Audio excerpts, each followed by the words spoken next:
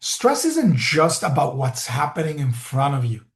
It's more about what your brain expects relative to that experience. And if there's a mismatch between what you expect and the experience, or the flow that life is giving you in the stream of sensory experience, it creates friction, stress.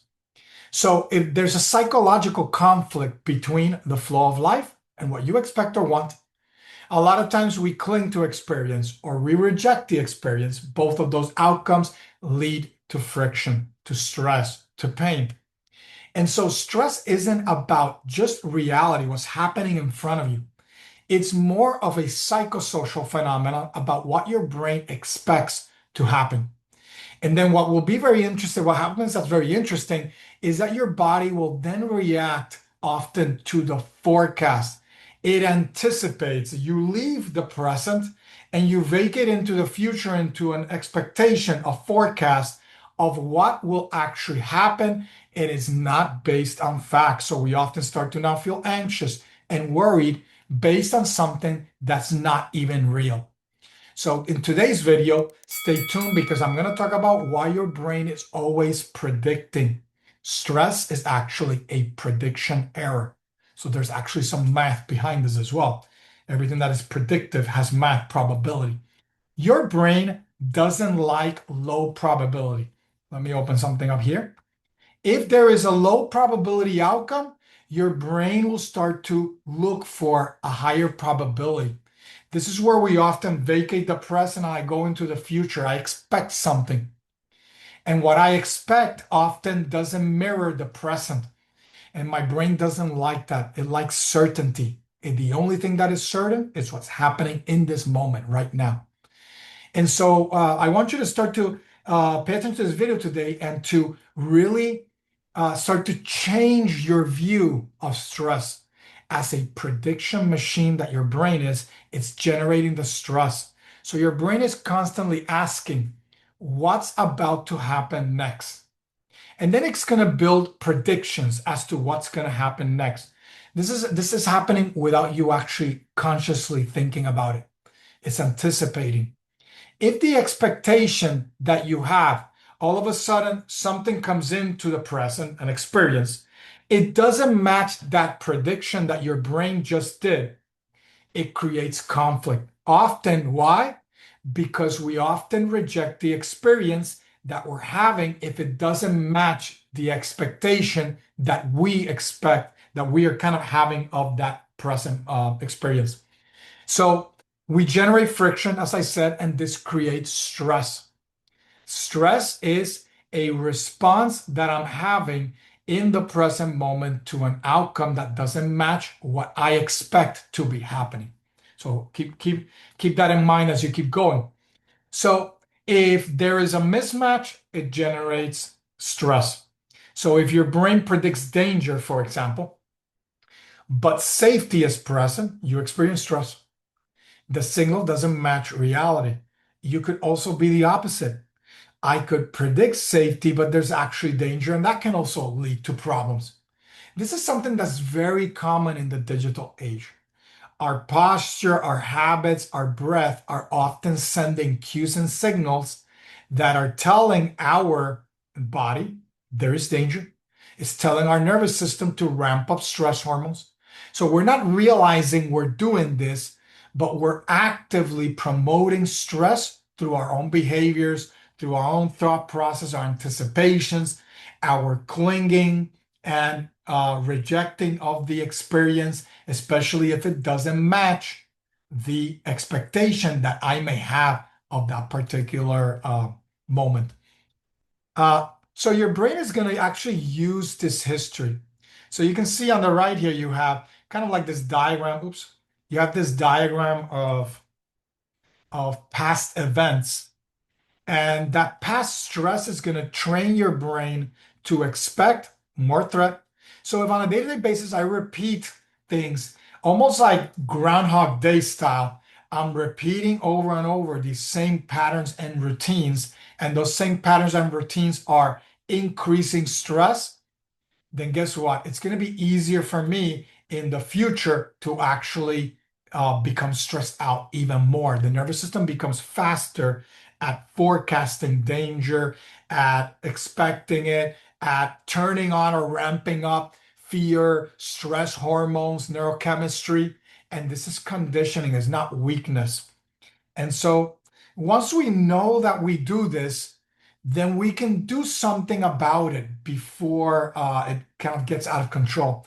So if your brain predicts threat, then your body's going to prepare immediately for for something that confirms that threat.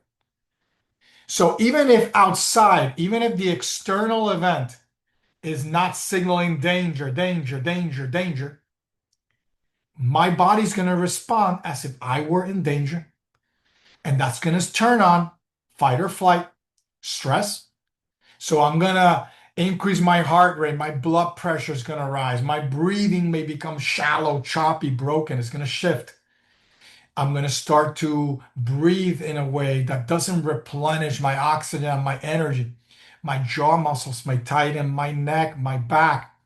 My neurochemistry starts to shift into stress mode. And so as I'm doing and go about my activities, it's going to increase my level of stress, of anxiety, of worry, etc. So these predictions are going to travel through your nervous system.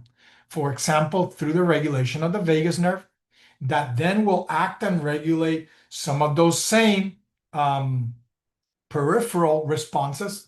For example, changing your heart rate, changing your breathing, your blood pressure, etc. Your brain doesn't just think predictions, it's going to send them through the nervous system throughout your body, and it becomes this forecast that's pervasive, all inclusive throughout my body. How? Through your neurochemistry. Because thoughts materialize into outcomes through chemistry, and it's going to shape your reactions, your emotions, your health, your energy, etc. So when you regulate your nervous system, you send new safety data. This is the key. So I talk about this in Zen Brain Academy. It's really designing a day that includes you, where you include little micro practices sprinkled throughout the day to prevent that stress from accumulating over time. So instead of it going up, up, up, up, up, up, I interrupt it so that I keep it more at bay, at a kind of like lower baseline level. And I teach this in a module called Turning Stress into Flow, where you realize when you take this class that the chemistry of stress is the same chemistry of a state that we associate with being present, with feeling good, with feeling in control, commanding our lives. And a lot of times we don't feel that way in the flow, in command, in control, empowered, because our chemistry is thrown off. We forfeited that. We're sending the wrong cues. Our body's throwing us off, and we feel out of sorts, out of control. So, just to wrap this up, so repeated safety updates, that's what you want. You want to rewrite future predictions. If I keep sending safety cues through micro practices, through taking breaks, wellness breaks, breathing breaks, mindfulness, etc. We've talked about many different things you can integrate. And of course, in Zen Brain Academy, we give you kind of like all the tools for you to be able to implement this very seamlessly. So prediction reset.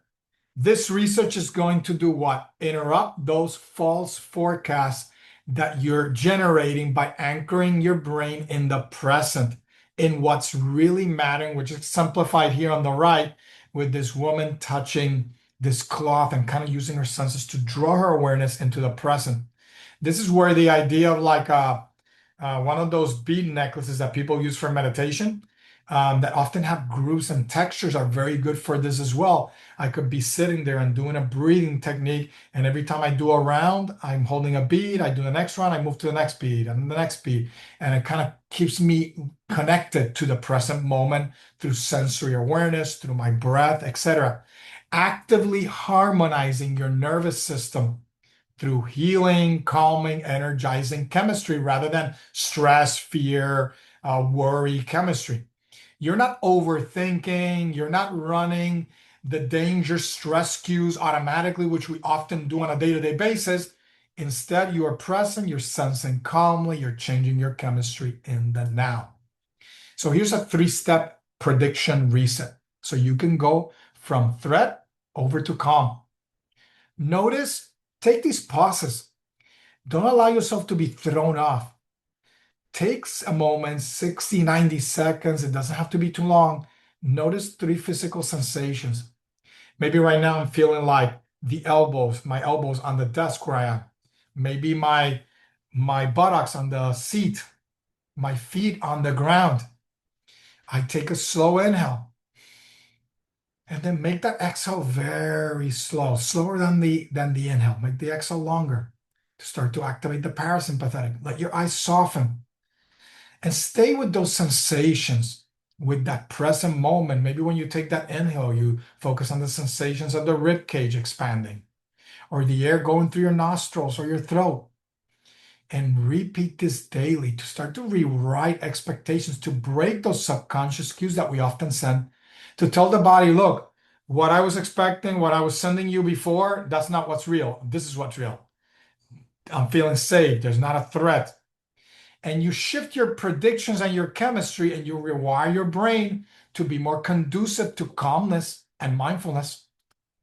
So remember, you're not overreacting. You're responding to a forecast that hasn't been updated. If you allow that forecast to dominate, you're going to allow it to be a chemistry that can be destructive for you over time, that can siphon your energy, your productivity, make your sleep worse, so on and so forth.